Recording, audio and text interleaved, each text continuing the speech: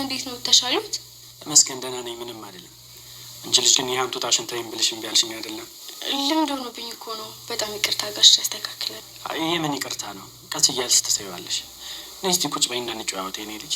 አይ አሁን ሂጅ ምግብ ልስራሉት። ነብዩ አለ እንዴ ቤት? አለ፣ ክፍሉ ሻወር እየወሰደ መሰለኝ። እሺ በቃ አሁን ምግብ ልስራ። እሺ ጽጌረዳ፣ አትጣደፊ፣ ግድ የለም ቀስ ብሎ ይደርሳል።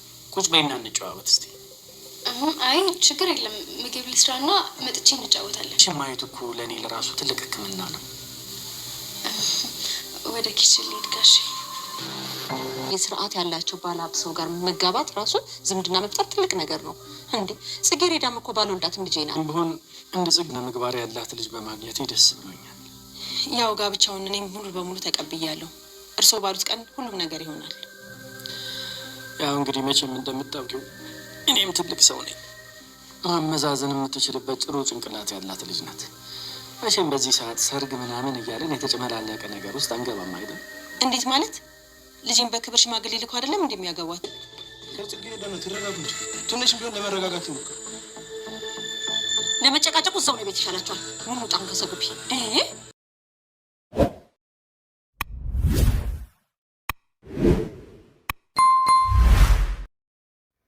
ጽጌረዳ ታገቢያለሽ እንጂ ማንን እንደምታገባ አልተነገራትም። እንግዲህ አቶ መስፍንን ነው የምታገቢው ሲሏት ጽጌረዳ ምን ልትወስን ትችላለች? በጣም ከባድ ውሳኔ ልወስን የምትችለው ነገር ግን ሀብታም ባል መጥቶልሻል፣ ማግባት መሰብሰብ አለብሽ የሚለውን ቃላት ነው እንጂ ማን ነው ምንድን ነው የሚለው ምንም የተነገራት ነገር የለም። አቶ መስፍንም ልይቷ ይሄን ነገር ፈቅዳ አምናበታለች ብሏል።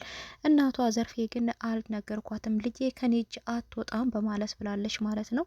እሱ ግን በጣም የደነገጠው ጫወታ ነው እንዲያሹ እያለቻት ነበር። እንግዲህ ወይዘሮ ፍቅርተም አይ ጫወታ አይደለም ልጄ ከኔ ቃል አትወጣም፣ እኔ አድርግ ያልኳትን ሁሉ ታደርጋለች፣ ይሄ ግድ የላችሁም ነበር ያለችውና እሱም እንግዲህ አቶ መስፍንም ጽጌረዳ በጣም አስተዋይና ጎበዝ ሴት እንደሆነች እየተናገረ እያደነቃት ነበረ። ከዚህም እንግዲህ ሰፋ ወዳለ ቤት ውስጥ ሄደው እንደሚኖሩም እየነገራት ነበረ። ወይዘሮ ዘርፌንም አንቺም አብረሽን ትኖሪያለሽ፣ ችግር የለውም ከልጅሽ ጋራ አብረሽን ነው የምትኖሪው፣ እኔ ሰርግ ግብ ግብ ምናምንም አልፈልግም ነበር ያለው። ወይዘሮ ዘርፌ እንግዲህ በጣም ነበር የደነገጠችው። እንዴ በክብር አይደለ እንዲያገባታል ያሉት ብትልም በክብርማ በክብር ነው ማገባት ሽማግሌ ልኬ፣ ነገር ግን እኔ በከተማው እንደምታውቀኝ ሀብታም ሰው ስለሆንኩ እንደዚህ በቃ ማጸብጸብ ምናምንም የሰው አይንም እንድትገባ ልይቷ አልፈልግም፣ ሽማግሬ ልኬ እንደዚሁ ቀለል አርግተን ነበር ያለው። ወይዘሮ ፍቅርተም እንግዲህ ቀበል በማለት የቤተሰብ ድግስ እኮ እናደርጋለን ነበር ያለችው። ነገር ግን ጽጌረዳ በፍጹም ሞቼ እገኛለሁ እንጂ አላገባም ነው ያለችው። ነገር ግን ሀያቷ የሚሆነ ሰው እያሉ መስፍን ነው ደግሞ የምታገቡ ሲባል ምን አይልወሰን ትችላለች። በጣም የሚገርመው ነገር ግን ነብዩና እሷ ደግሞ አሁን በጣም ተዋደው እፍ ያለ ፍቅር ውስጥ ይገኛሉ። ነብዩ በጣም ወዷታል፣ እሷም በጣም ቀርባለች። እነሱ ሁለቱ በጣም ተቀራርበዋል። አቶ መስፍንም እንግዲህ ይህን ነገር አያውቅም። አባትና ልጅ እንግዲህ አንድ ሴት ልጅ ወደዋል ማለት ነው። እውነቱን ስለመናገር ጽጌረዳ ለአቶ መስፍን ሳይሆን ለነብዩ ነው የምትገባው።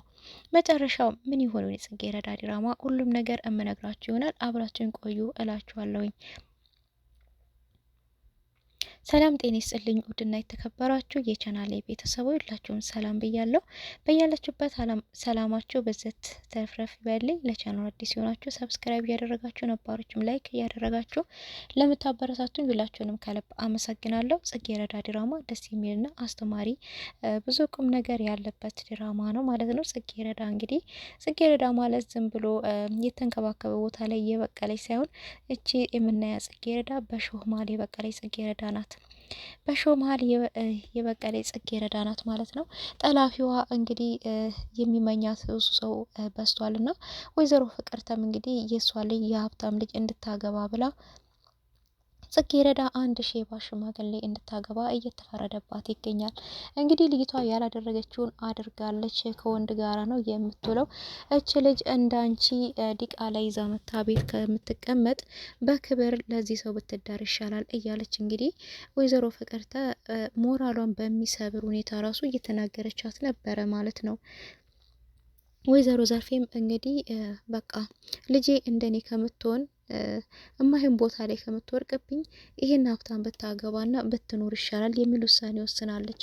አቶ መስፍንም እንግዲህ ወይዘሮ ፍቅርተና እንደዚሁም የጽጌረዳ እናት እሱን ሊጠይቁ በሄዱበት ጊዜ ልጅሽ ምንም አይጎልባትም፣ ሁሉ ነገር ተተረፍርፎ ተስተካክሎላት ሁሉ ነገር ያማረላት ሆኖ ነው የምትኖረው። ምንም ሀሳብ አይግባሽ በዚህ ይሄ ቤት ደግሞ በፊት እኔና ሚስቴ ስንኖርበት የነበረው ነው። ከመጀመሪያው ሚስቴ አንድ ልጅ አለኝ። ስለዚህ እሱን እዚህ ትቼ እኔና እሷ ሌላ የተሻለ ቤት ውስጥ ሄደን እንኖራለን። ለዚህ ደግሞ ሀሳብ አይግባሽ፣ አንቺም ከኛ ጋር ትኖሪያለሽ ነበር ያለው። ፍቅርተም እንግዲህ በማስመሰል እንዴት ወይኔ እኔና አንቺ እኮ በልጆቻችን እድሜ እኮ ጀምረን አብረንን ያለ ነው እያለች እያስመሰለኝ ለማልቀስ ሙከራ እያደረገች ነበረ። የጽጌረዳ እናትም እንግዲህ በጣም በማዘን አዎትዬ እኔም እኮ ካንቺ መለያቱ ደስ የሚለኝ መሰለሽ እንዴ? ስለዚህ አሁን አትዘኝ፣ ለሚሆንና ለማይሆን ነገር ምኑም ሳይታወቅ እንዴት እንደዚህ ታለቅሻለሽ ነበር ያለቻት። ነገር ግን እሷ እያለቀሰች ሳይሆን እያስመሰለች ነውና እንዴ ለሚሆንና ለማይሆን ነገር ስትይ አልወሰንሽም እንዴ ነበረች። አይ ወስኛለሁ ማለት ይህን ቃል የተጠቀምኩት አንቺን ለማጽናናት ነው ነበር ያለችው እንግዲህ ወይዘሮ ዘርፌና በጣም የሚገርመው ነገር ግን ጽጌረዳ የሆነ ሰው እሷን ለመጣል እየሞከረ እንዳለ ታውቃለች። ነገር ግን እማዬ እባክሽን ተረጅኝ፣ እህቴም እናቴም ጓደኛዬም አንቺ ነሽ። ነገር ግን ይሄ ሰዎች እየነገሩሽ ያለው ነገር ትክክል አይደለም። እስቲ ባክሽ ቆም ብለሽ አዳምጪኝ ብትላትም ግን ልትረዳት ፈቃደኛ አይደለችም እናቷ። ነገር ግን እማዬ በቃ ተይኝ፣ መጨረሻ ላይ ግን እኔ እንዳታጭኝ፣ ካልሆነ ደግሞ የፈራሽውን ነገር አድርጌ ያሳይሻለሁ ነበር ያለቻት። ይሄ እንግዲህ ከእልህ የተነሳሳ ነው ማለት ነው። ወይዘሮ ፍቅርተም እንግዲህ ይሄ አቶ መስፍን የሚባል ሀብታም ሰውዬ አንድ ወንድ ልጅ አለው። ስለዚህ እሱን ቅረቢው ብላታለች ፌበንን። ፌበንም ለመጀመሪያ ጊዜ ገደርደር በማለት እንግዲህ እሽማዬ ብላ ነበር። በማግስቱ ግን አቶ መስፍን እንደታመሙ ስትሰማ ወይም ደግሞ የነብዩ አባት እንደታመሙ ስትሰማ ከጽጌረዳ ጋር ሰተት ብላ ሄዳ ጥየቃ ሄዳ ነበርና ነገር ግን በጥሩ አቀባበል ተቀብሏታል። እሷ ግን ጥሩ አነጋገርና ጥሩ አስተያየት የላትም ለአቶ መስፍን። ምክንያቱም ለጽጌረዳ ምንድነው ያለቻት? ሻይ ስታቀርብላት ምንድነው ሼባው አውርቶ አያቅም እንዴ? አንድ አመት ነው እንደሚያወራው እንዴ? አዛግኝ እኮ ረረረረ ከዚህ ጋር እንዴት ነው የሚኖረው? ከዚህ ጋራ እንዴ አሞት እንደዚህ ያወራ ባያመው እንዴት ሊያወራ ነው? እያለች እንግዲህ በይ ሻይሽን ያመጣሽልኝ ሻይ ለራስሽ ከሼባሽ ጋር ቀስ እያልሽ ጠጪው እያለች እንግዲህ ስታንጓጥጣት ነብዩ እየሰማ ነበረ። ልትወጣ መለስ ስትል እንግዲህ ነብዩ አጠገቧ ቆሟል። እንዴ ውይ ያ ነብዩ እዚህ ጋር ነህ እንዲ ያለው ነበር ማለት ያስመስለችው። አዎ ቆየት ብያለሁ ከመጣው እዚህ ጋር ነኝ ያለውስ ነበር ያላት። ለማስመሰልም ብትሞክር ለማለባበስም ብትሞክር ነብዩ ግን አልቻለም። በአባቱ አይደራደርም ስለሆነ። ነገር ግን ሸኘኝ ብትለውም አይ አባዬ ብቻውን ነው፣ አባዬ ጋር መሆን አለብኝ፣ ይቅርታ ልሸኝሽ አልችልም፣ ረስቸው ነው አባቴን መጥተሽ ስለጠየቅሽልኝ አመሰግናለሁ በማለት ነበር ትቷት ሄደው። በጣም ነበር የተናደደችው፣ በጣም ነበር የተበሳጨችው ቤበን። ነገር ግን ነብዩና ጽጌረዳ አብረው እንዳሉ በስልክም በተደጋጋሚ እንደሚያወሩ ትረዳለች። ይህን እየተረዳች እንግዲህ መቼ ድረስ ነው ይህን የሆነውን ነገር የምታሳድደው እሷን? እሱን ልነጥቀኝ ነው። ለምን መሞታዩም መሞትም ካለብኝ መስዋዕት ከፍዬ ነብዩን የራሴ ማድረግ አለብኝ። ነብዩ ከኔ ውጪ ማንንም ሴት ሌላ ሴት ማግባት የለበትም እያለች እንግዲህ ምናልባት በግድ አስገድደው ልታገባም እንደሆነ አናውቅም እያለች ትገኛለች ወይዘሪት ፌበንና እሱ ግን ምንም አይነት ከሷ ጋር ምንም አይነት ግንኙነት የለውም። እንደምናየው ከሆነ እንግዲህ ጽጌረዳን በፊት በጣም ብዙ ጠብ ነበራቸው። ፈተናዋ እንዳትፈተን አይዲዋን ሲሰርቅባት ነበረ፣ አሳይመንቷ ሲያስቀይርባት፣ ብዙ እንቅፋቶች ሲያደርግባት ነበር። በሱም እንግዲህ አሁን ተጸጽቶ ጽጌረዳን ይቅርታ እየጠየቃት ይገኛል ማለት ነው። ጽጌረዳ ግን ምንም እንዳልተፈጠረ ነው ሁሉንም የቆጠረችው። ስለዚህ ያለፈውን ትታ ወደፊት እየተጓዘ ነው የምትገኘው። ነብዩና ጽጌረዳ አሁን እንግዲህ ጥሩ ሁኔታ ላይ እንዳሉ እያየችና እየተመለከተች ነበረ። ፌበን በጣም ተናዳ በመበሳጨት እንግዲህ እናቷን እያማከረቻት ነበረ። እንግዲህ በጣም ተናዳ ነበር። ልጄ ምን ሆነሽ ነው ብትላትም እሷም እማዬ እኔ እኮ መጀመሪያውኑ እናትና ልጅን ከዚህ ቤት አስወጪ ብዬሽ ነበረ። እነሱም እንግዲህ ማለት ጽጌረዳና ወይዘሪ ዘርፌን ነበረ። ከዚህ ቤት አስወጪ ብዬሽ ነበረ። በነገራችን ላይ ደግሞ የሆነ ነገር አድርጌ ያለው ነበር ያለቻት። ምን ደግሞ ምን አጠፋሽ ነበር ያለቻት እንግዲህ በመደንገጥ። እሷም እንግዲህ የነብዩ አባት ታሞ ነበር እና ትናንትና ሄጄ ጠየቅኳቸው ነበር ያለቻት። እንዴ በጣም ጥሩ ነው ታዲያ ሄደሽ መጠየቅሽ ደግ አደረግሽ ነበር ያለቻት። ምክንያቱም ልጇ ከነሱ እንድትቀራረብላቸው ስለምትፈልግ አላስከፋትም። ስለዚህም ነው እማዬ፣ ሌላ ደግሞ ያልነገርኩሽ ነገር አለ። ነብዩና ጽጌረዳ በጣም ተቀራርበዋል። ልትነጥቀኝ ነው ይመስለኛል እማዬ። እኔ እኮ አልነገርኩሽም እንጂ መጀመሪያውንም ከነብዩ ጋር አንድ ትምህርት ቤት ነው የምንማረው አውቀዋለሁ። ነገር ግን ስለዚህ አይነት ነገር አንቺ ተነገርሽኝ ወዲያ ደግሞ አስቤበት፣ አዎ እኔ እሱን ብቻ ነው ማግባት ያለብኝ ብዬ ወስኛለሁ ነበር ያለቻት። የምታገባው ግን ለትዳር ፈልገው ወይም ደግሞ ፍቅር ሳይሆን ለገንዘብ ነው። ሀብታም ናቸው። ለገንዘብ ብላ ነው እንግዲህ እሱን ማግባት እንዳለባት የወሰነችው። እንግዲህ ሞትም ከሆነ መክፈል ያለብኝ መስዋዕት ከፍላለሁ ብላ እንግዲህ ተነስታለች ፌቨን ማለት ነው። ለዛ ነው እንግዲህ ሳታረግዝ አርግዣለሁ ብላ ጽጌረዳን እያወናበደቻት የምትገኘው። እንግዲህ እሷም ያው ምንድን ያለችው ወይዘሮ ፍቅርተ ዝም በይና ከልጁ ጋራ ያለሽን ግንኙነት አጥብቂ፣ ምክንያቱም ጽጌረዳ ትንሽ ቀን ነው ከዚህ ቤት ትወጣልሻለች ነበር ያለቻት። እንዴት ብትላትም ልታገባ ነው፣ በቅርብ ቀን ታገባለች። በጣም ጥሩ ሰው፣ ሀብታም ሰው፣ ትልቅ ሰው አግኝተንላታል ነበር ያለችው። ትልቁ ሰውዬ እንግዲህ ስሙን አልነገረቻትም እንጂ እሷም ታውቀዋለች፣ አቶ መስፍን ነው። ስለዚህ ትንሽ ቀን ብቻ ነው ትወጣለች፣ ታገባለች ብላታለች ማለት ነው። ነገር ግን የጽጌረዳና የነብዩ ፍቅር እንደቀጠለ ነው። አሁንም ሰላሟን አታለች ፌቨን። ስለዚህ ምንድን ያደረገችው ወር አበባዋ ሲመጣ ጠብቃ ጽጌረዳ ማወናበር ነበረ። እሱም እንግዲህ አይኗ ስር ጠቋቁር ነገር ተቀብታ እያመማት ሰው በመምሰል እያለቀሰች እንግዲህ ጽጌረዳ ምንድን ያለቻት፣ ታምም ያለው ልጄን አጣሁት፣ ይህንን ነገር ከአንቺ ውጪ ማንም ሰው ማወቅ የለበትም፣ እባክሽ ጓደኛዬም አብሮ አደጌም አንቺ ነሽ። እኔ ብዙ በደል አድርሼብሻለሁ፣ ብዙ ነገር አድርጌሻለሁ። ነገር ግን በቃ አሁን ለክፉ ቀን ደግሞ የምትቀርቢኝ አንቺ ነሽ። ጽጌረዳ እባክሽን ሚስጥር ነው ለማንም እንዳትነግሪብኝ፣ ልጄን እኮ አጣሁት ነበር ያለቻት። እንግዲህ ብድግ ስታረጋት ያው አንሶሏ ሁሉ በጣም ተበላሽቶ ነበርና እንግዲህ ልጄን አጣሁት ነው ያለቻት። ከማን እንዳረገዘች አልተናገረችም።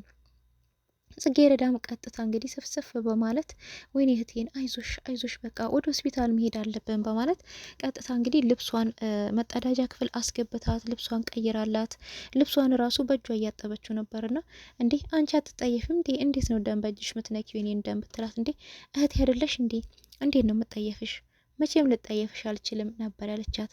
እንግዲህ በጣም ይሄ እንኳን ልብ ይነካ ነበረ፣ በጣም የዋህነቷ ማለት ነው እንግዲህ ጽጌረዳ። እሱም እንግዲህ ቀጥታ ወደ ሆስፒታል ይዛ ልትሄድ ልብሷን ልታሰጣ ቀስ ብላ ስትወጣ ነበረ ከወይዘሮ ፍቅርተ ጋር በር ለበር የተገናኙ። ወዴ ነው ደግሞ የምትንሸዋኮኪው? ምንድነው ይሄ ሌባ አረማመድ እንዴ?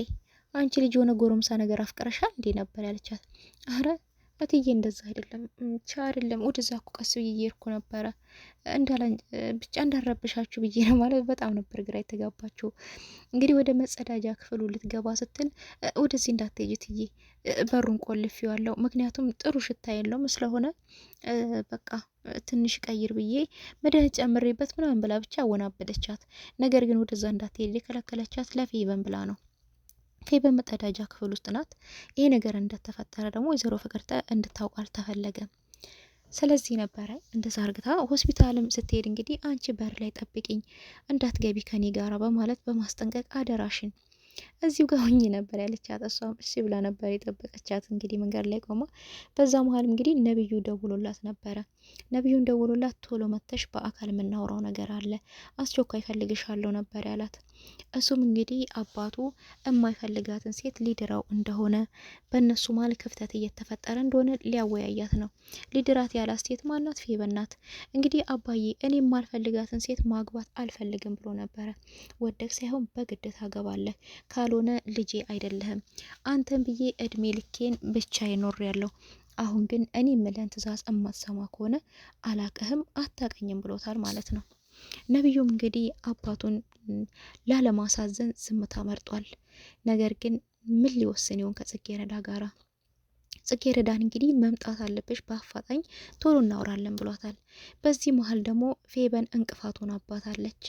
እንቅፋት የሆነችበት መንገድም ደግሞ ሆስፒታል ገብታ ከሆስፒታል ስወጣም ያረገዝኩት እኮ ከነብዩ ነው ለማንም እንዳትናገሪ ብላ በሚስጥር ነግራታለች። ይሄንን ነገር ግን ወይዘሪት ዘርፌ ተደብቃ እያዳመጠች ነበረ ሁሉንም ሚስጥር። ነገር ግን ጽጌረዳ በጣም ነው የደነገጠችው። እንዴት በምን መንገድ ብትላት እንግዲህ ቆይተናል፣ እኔ እና እሱ በፍቅር አብረን ነበርን፣ ስለዚህ በቃ አብረን ቆይተን ነበረ፣ መድኃኒቱንም ደግሞ የሰጠኝ እሱ ነው በማለት ለጽጌረዳ ትነግራታለች። ጽጌረዳ ማመን አልቻለችም። በጣም ነው ያዘነችው። በጣም ነው ልባ የተሰበረው። እንዴት ነው እንደዚህ የሚያደርግ የሚችለው? ነብዩ እንደዚህ አይነት ሰው ነው?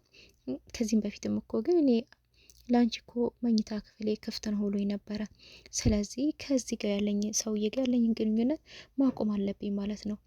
ወይም ደግሞ ለምንድን ነው የፈለገኝ ደግሞ ቀጥታ ሄጂ ይህን ነገር ከእሱ ማጣራት አለብኝ እያላይ ትገኛለች ማለት ነው። እንግዲህ እውነት ፌበን ከነብዩ እውነቱን የምታጣራ ከሆነ ያለውን እውነታውን ሁሉ ትደርስበታለች ማለት ነው። ፌበን ደግሞ ሜዳ ላይ ነው የምትቀረው ማለት ነው። መጨረሻውም ያማረ አይሆንም። ጽጌረዳ እንግዲህ ያለታ የሚደርስባት መከራ እንደቀጠለ ነው። የጽጌረዳ መከራ እንደቀጠለ ነው ማለት ነው። ምንም ማቆሚያ የለውም እና የጽጌረዳ መጨረሻ ምን ይሆናል የሚለውን ደግሞ በቀጣይ ቪዲዮ ይዤላችሁ እመመጣ ይሆናል። እስከዛው ድረስ ቸር ሰንብቱልኝ። አዲስ የሆናችሁ እንደተለመደው ላይክ እያደረጋችሁ፣ ነባሮች ላይክ እያደረጋችሁ ለምታበረታቱኝ ከልብ አመሰግናለሁ። አሁንም አብሮትነታችሁ አይለኝ። አመሰግናለሁ።